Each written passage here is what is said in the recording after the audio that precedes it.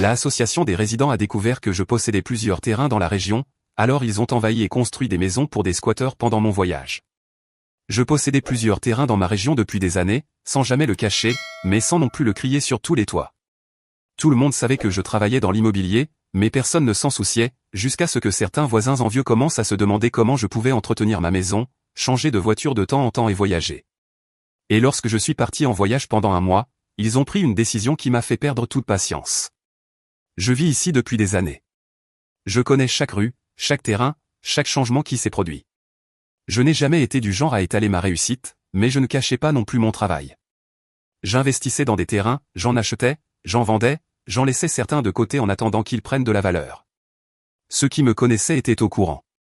J'ai toujours été discret, mais au fil du temps, certains ont commencé à remarquer que ma situation s'améliorait. Ce n'était pourtant rien d'extravagant. Ma maison était bien entretenue et je changeais de voiture tous les quelques années, toujours en choisissant quelque chose de correct, sans excès. Mais pour certains voisins, toute personne qui possède un peu plus devient une cible de ragots. Les murmures ont commencé. D'abord, de la simple curiosité, comment il gagne autant d'argent? Il fait quoi comme travail? Puis de la méfiance, pourquoi il possède autant de terrain? Il doit cacher quelque chose. Et enfin, de la jalousie pure et simple, ce n'est pas juste, il en a plus qu'il ne devrait. J'ignorais. Je savais que cela arrivait à toute personne qui réussissait un peu dans la vie. Mais les choses ont vraiment dégénéré quand l'association des résidents est entrée en scène. Cette association avait toujours existé, mais elle n'avait jamais eu beaucoup d'influence. C'était juste un groupe de voisins trop curieux qui pensaient pouvoir tout contrôler. Au début, ils se plaignaient simplement des poubelles et des nids de poules. Mais au fil du temps, ils ont commencé à agir comme s'ils étaient les propriétaires du quartier. Ils organisaient des réunions pour décider de ce qui était le mieux pour la communauté, mais en réalité, c'était juste un groupe de commerce cherchant à tout régenter. Et lorsqu'ils ont découvert que je possédais plusieurs terrains, ils ont décidé que c'était un problème. Puis est venu mon voyage. Après des années de dur labeur, j'ai décidé de prendre des vacances bien méritées à un voyage autour du monde. J'en ai parlé uniquement à quelques personnes de confiance, j'ai sécurisé ma maison, tout organisé, et je suis parti. Il ne m'a même pas traversé l'esprit que je devais m'inquiéter. Mes terrains étaient enregistrés, payés, tout était en règle. Mais quand je suis revenu, j'ai failli m'évanouir. Sur le chemin du retour, je suis passé devant l'un de mes terrains et j'ai eu un choc. Là où il y avait autrefois un terrain vide, propre et bien entretenu, il y avait maintenant des maisons. Oui, des maisons. Pas des cabanes de fortune ou de vraie construction, petites mais bien organisées. Mon cœur s'est emballé. J'ai cru que je m'étais trompé d'endroit.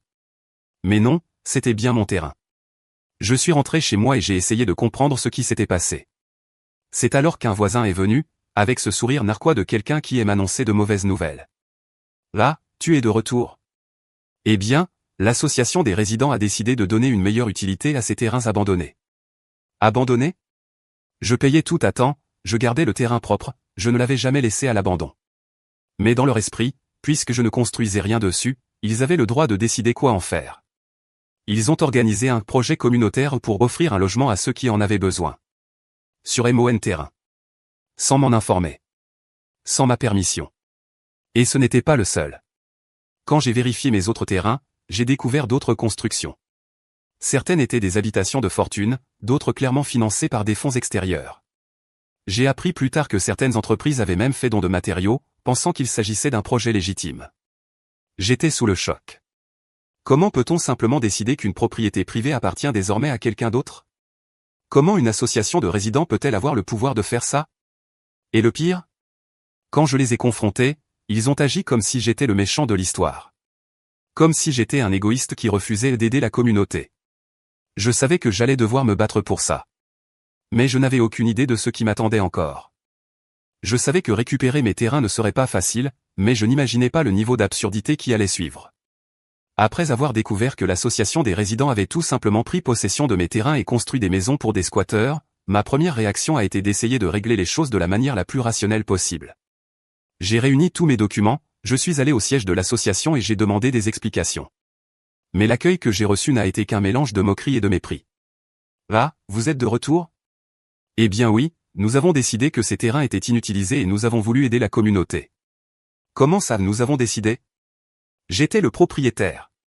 J'avais le titre de propriété, j'avais payé mes impôts, tout était en règle. Et pourtant, Ils me parlaient comme si je n'avais aucun droit sur ce qui m'appartenait légalement. J'ai essayé de garder mon calme. J'ai montré les documents, expliqué que ces terrains étaient à moi et que c'était une invasion illégale. Quelle a été leur réponse? Mais vous ne les utilisiez même pas. Pendant que vous voyagiez, ces familles n'avaient nulle part où aller. Vous voulez vraiment les expulser? Je suis resté figé. Comment répondre à ça? Ils avaient retourné la situation au point que je passais pour le méchant de l'histoire. Pour n'importe qui regardant de l'extérieur, j'étais un riche sans cœur cherchant à expulser de pauvres familles de leur nouvelle maison. Mais je n'allais pas laisser passer ça. J'ai essayé de négocier. J'ai demandé qui avait pris possession des terrains, tenté de comprendre si une solution était possible sans en arriver à des mesures extrêmes. Mais à chaque fois que j'essayais de trouver un accord, ils en rajoutaient une couche. Ils disaient que je n'avais pas besoin de tout ça, que la ville devait avoir plus de logements sociaux et que mes terrains servaient désormais à un bien plus grand. J'ai compris qu'ils n'avaient aucune intention de régler ça pacifiquement.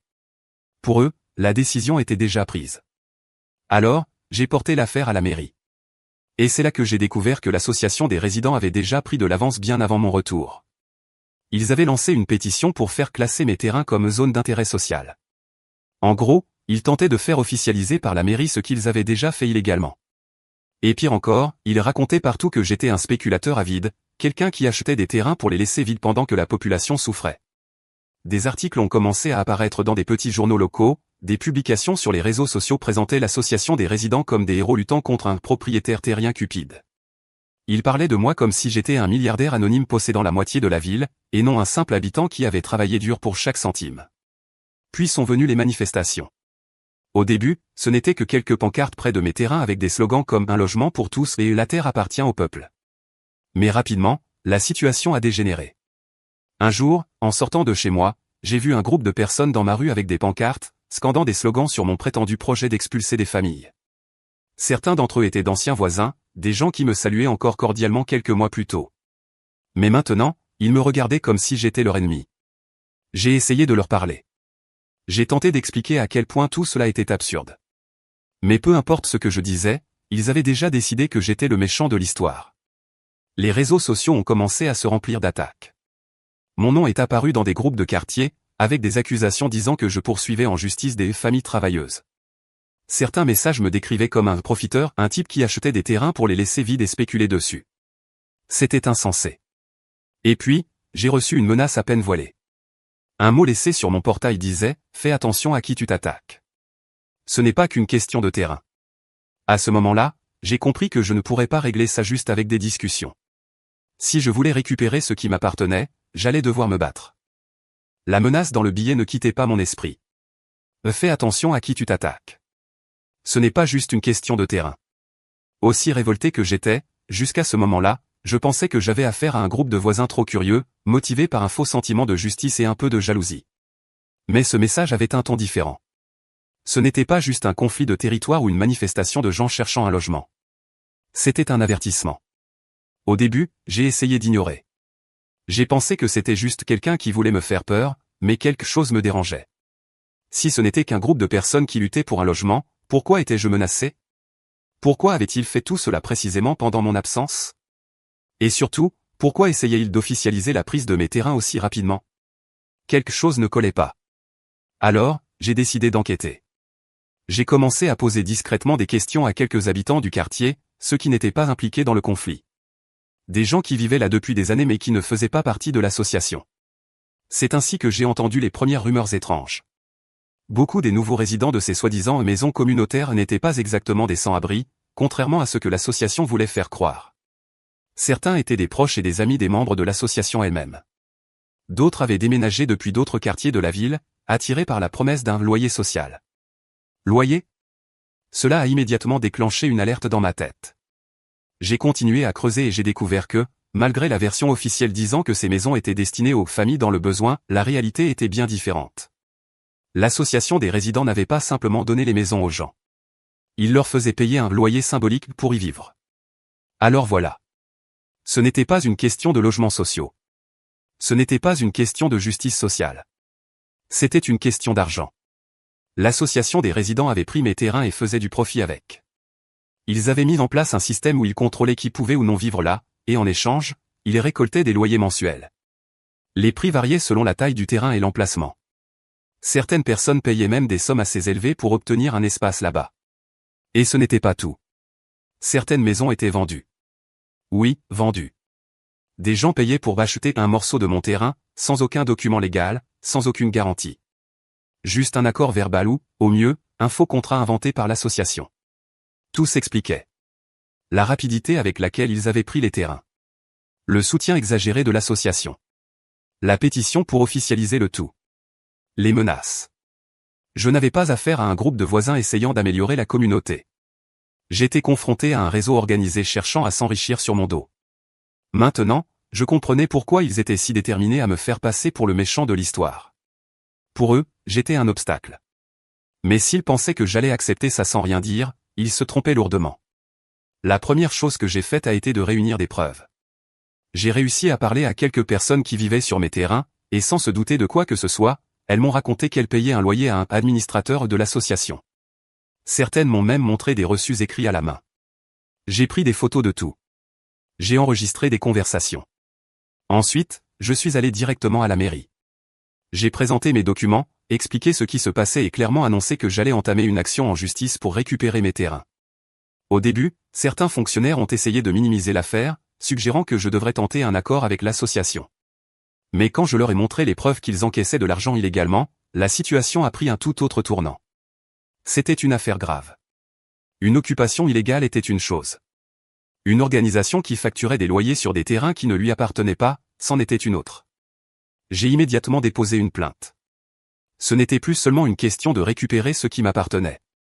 C'était une question de principe. Ils avaient essayé de m'écarter, pensant que j'allais accepter, que je n'aurais pas le courage d'affronter la puissance de la communauté. Mais ce qu'ils n'avaient pas prévu, c'est que j'avais quelque chose qu'ils n'avaient pas, le droit légal sur ces terres. Et j'irai jusqu'au bout pour récupérer chaque mètre carré. Quand j'ai déposé plainte pour récupérer mes terrains, je savais que ce ne serait pas facile. Mais j'avais tout en ma faveur, la loi, les documents, les actes d'achat, les preuves que l'association des résidents percevait des loyers illégalement. Il n'y avait aucune raison que je perde. Ce que je n'avais pas prévu, c'est que même après avoir gagné le procès, la bataille était loin d'être terminée. Depuis le début de cette affaire, on m'avait désigné comme le méchant de l'histoire. Les réseaux sociaux étaient remplis de commentaires contre moi. Des gens qui ne savaient même pas ce qui se passait me traitaient d'avidité, de spéculateur, d'égoïste. Ils disaient que je voulais accumuler des terres pendant que les gens mouraient de faim, que je n'avais pas besoin de tout ça, que j'étais contre la communauté. Et le pire ? Beaucoup affirmaient ouvertement que si j'avais pu acheter autant de terrains, c'était parce que j'avais eu de la chance ou que j'avais forcément fait quelque chose de louche. Là, maintenant, c'est seulement lui qui a le droit d'avoir des terrains. Et pourquoi lui, il peut tout acheter et pas nous ? Ce type se prend pour le propriétaire de la ville. Personne ne parlait du fait que j'avais travaillé pendant des années pour y arriver. Que j'avais économisé chaque centime, fait des sacrifices pour investir. Pour eux, si j'avais des terrains, c'était juste parce que j'étais le privilégié. Mais le pire coup est venu quand j'ai compris que même la mairie ne voulait pas régler la situation. Le procès a été rapide. Quand j'ai présenté mes preuves, le juge n'a pas eu d'autre choix que de trancher en ma faveur. La décision était claire, mes terrains étaient occupés illégalement, j'en avais la pleine propriété et l'association des résidents devait immédiatement cesser toute activité financière liée à ces biens. J'avais gagné. Mais ensuite, le vrai problème a commencé. Malgré le jugement en ma faveur, la mairie a refusé d'intervenir pour expulser les gens de mes terrains. L'excuse était toujours la même, c'est une situation délicate, nous devons éviter un conflit, nous cherchons la meilleure solution. Mais il était évident que quelque chose d'autre se jouait. C'était la période des élections. Le maire et les conseillers municipaux ne voulaient pas s'impliquer dans une affaire qui pourrait leur coûter des voix. Après tout, avec la façon dont l'histoire était racontée, j'étais le grand propriétaire avide essayant d'expulser de pauvres familles sans défense. Ils savaient que s'ils envoyaient la police pour déloger les squatteurs, leurs adversaires politiques s'en serviraient contre eux. Et qui payait le prix ? Moi. Je suis allé directement à la mairie pour exiger des réponses. Vous devez appliquer la décision de justice. Mes terrains sont occupés illégalement. Le secrétaire au logement m'a regardé avec le visage le plus hypocrite que j'ai jamais vu. Nous comprenons votre frustration, monsieur, mais nous sommes face à une situation humanitaire. Ce sont des familles qui ont besoin d'un logement. Nous cherchons une solution pacifique. Une solution pacifique ? Il gagnait juste du temps, espérant que j'abandonne. Je suis sorti de là furieux. J'ai appelé mon avocat, lui ordonnant de mettre la pression sur la mairie, d'intenter une autre action en justice si nécessaire. Mais il a été clair avec moi. Tu as gagné au tribunal, mais tu ne peux pas forcer la mairie à agir. La seule chose que nous pouvons faire, c'est déposer d'autres recours et tenter d'obtenir une ordonnance d'expulsion directe. Mais cela peut prendre du temps. J'ai ressenti une rage que je n'avais jamais connue.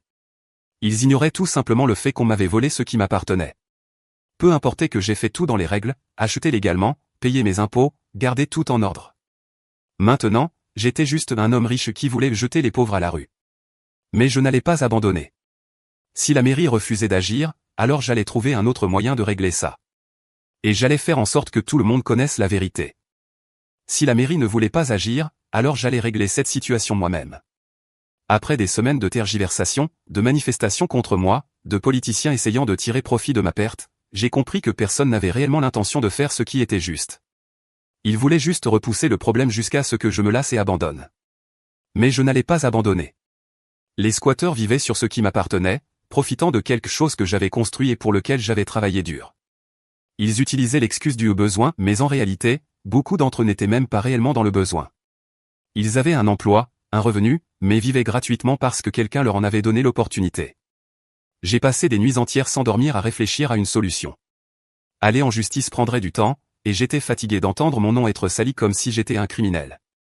J'avais besoin d'une solution efficace. Et puis, une idée m'est venue. Comment avait-il accès à l'eau et à l'électricité? Je suis allé chercher des réponses. Le lendemain, je me suis rendu à la compagnie d'électricité et j'ai demandé un rapport sur mes propriétés. J'ai présenté mes documents de propriété et demandé à vérifier si des comptes étaient actifs à mon nom ou si des connexions avaient été enregistrées récemment.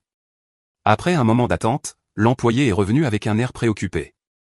Monsieur, nous avons trouvé plusieurs raccordements électriques sur vos terrains. Certains sont toujours enregistrés à votre nom, d'autres ont été installés récemment avec des contrats qui ne semblent pas avoir suivi le processus d'approbation habituel. Autrement dit, ils utilisaient mon électricité. J'ai pris une profonde inspiration pour ne pas exploser sur place. J'ai gardé mon calme et demandé ce qui pouvait être fait. L'employé m'a expliqué que, puisque les terrains étaient toujours légalement à mon nom et que les factures étaient émises à mon adresse, j'avais le plein droit de demander une coupure immédiate. Alors coupez tout. Maintenant. Elle a hésité. Mais monsieur, il y a des gens qui vivent là. J'ai répondu froidement, des gens qui occupent illégalement ma propriété. Je ne suis pas responsable d'eux. S'ils ont un problème, qu'ils saisissent la justice. Elle a dégluti et a commencé le processus. La coupure était programmée pour les jours suivants. Mais je ne me suis pas arrêté là. Je suis sorti de la compagnie d'électricité et me suis dirigé directement vers la société de distribution d'eau. J'ai fait la même demande, présenté mes documents et demandé un rapport sur les raccordements. À ma grande surprise, la situation était encore pire. Certaines connexions avaient été faites sans aucune autorisation, tandis que d'autres étaient carrément illégales, branchées directement sur le réseau public.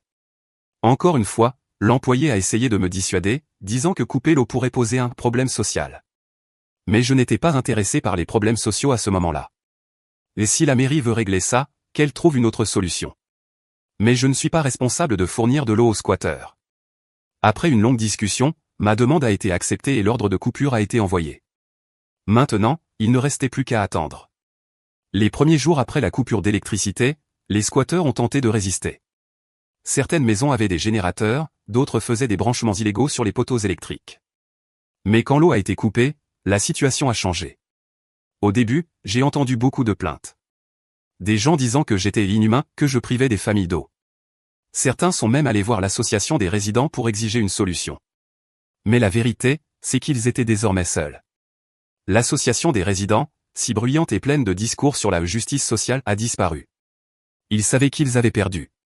Ils savaient qu'ils ne pouvaient plus m'affronter. Après une semaine sans eau ni électricité, certaines familles ont commencé à partir. Au début, il y avait encore de la résistance. Certains essayaient de récupérer de l'eau ailleurs avec des seaux, d'autres demandaient refuge chez des proches.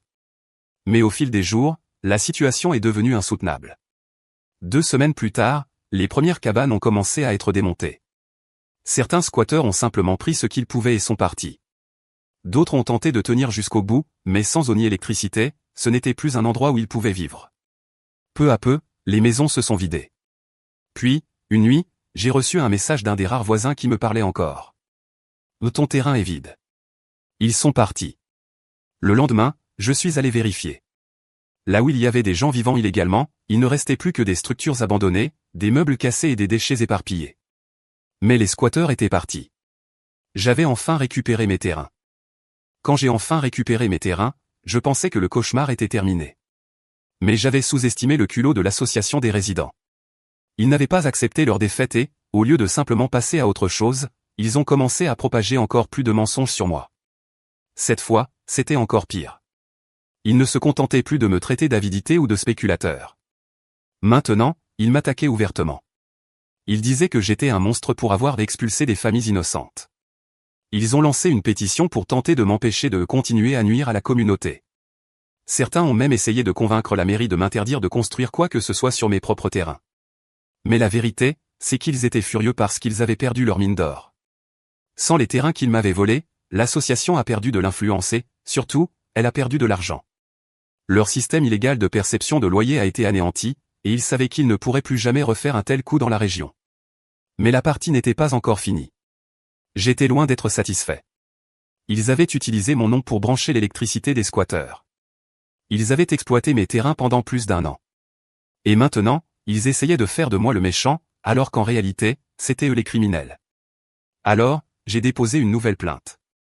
Cette fois, j'allais réclamer tout ce qu'ils me devaient. D'abord, j'ai exigé une indemnisation pour l'utilisation frauduleuse de mon nom afin d'ouvrir des comptes d'électricité. Ce n'était pas une simple erreur administrative, c'était une fraude. J'ai fourni tous les documents prouvant que je n'avais jamais autorisé ces connexions et que, techniquement, ils utilisaient mon compte pour payer l'électricité. Ensuite, j'ai exigé les loyers rétroactifs. Après tout, ces maisons étaient construites sur mon terrain. Et s'ils l'avaient occupé sans ma permission, cela signifiait qu'ils me devaient un loyer. Pas seulement depuis le début du procès, mais depuis l'instant même où l'invasion a commencé, y compris l'année entière où j'étais parti voyager autour du monde et les mois supplémentaires de procédures judiciaires. Et enfin, la partie qui a fait exploser l'association. Les maisons construites sur mon terrain m'appartenaient désormais. Oui, légalement, toute structure construite sur une propriété privée appartient au propriétaire du terrain. Comme personne n'avait de documents prouvant que ces maisons avaient été construites avec une autorisation officielle, j'ai obtenu la propriété de toutes sans débourser un centime. Le président de l'association a failli faire un malaise en l'apprenant. Ils ont tout tenté pour renverser la décision. Ils ont affirmé que je ne pouvais pas simplement voler les maisons de la communauté. Ils ont essayé de faire valoir que les familles avaient droit à une indemnisation, comme si j'avais demandé qu'on construise là. Mais la justice a été claire, le terrain était à moi, et tout ce qui était dessus aussi. Et puis est venu le coup de grâce. Les amendes et loyers rétroactifs ont atteint une somme astronomique. L'association n'avait aucun moyen de payer tout cela, alors c'est son président qui a dû assumer la plus grande partie de la dette. Et j'ai vu une opportunité parfaite pour mon dernier coup, j'ai racheté sa maison. C'était une grande maison, située dans l'un des meilleurs quartiers, et il ne voulait évidemment pas la vendre. Mais avec une dette colossale sur le dos, il n'avait pas le choix. Je lui ai fait une offre qu'il ne pouvait pas refuser, non pas parce que c'était une bonne affaire pour lui, mais parce que c'était la seule façon d'éviter de tout perdre d'un coup. Quand il a signé les papiers, la haine dans son regard était indescriptible. Et ensuite, je me suis assuré de l'expulser du quartier. Il a dû partir humilié, sans influence, sans maison, sans pouvoir. L'association a totalement perdu son contrôle, et plus jamais ils n'ont osé s'en prendre à moi. Au final, non seulement j'ai récupéré mes terrains, mais j'ai fait du profit. Et j'ai appris une leçon précieuse. Ceux qui essaient de profiter de ce qui ne leur appartient pas finissent toujours par payer le prix.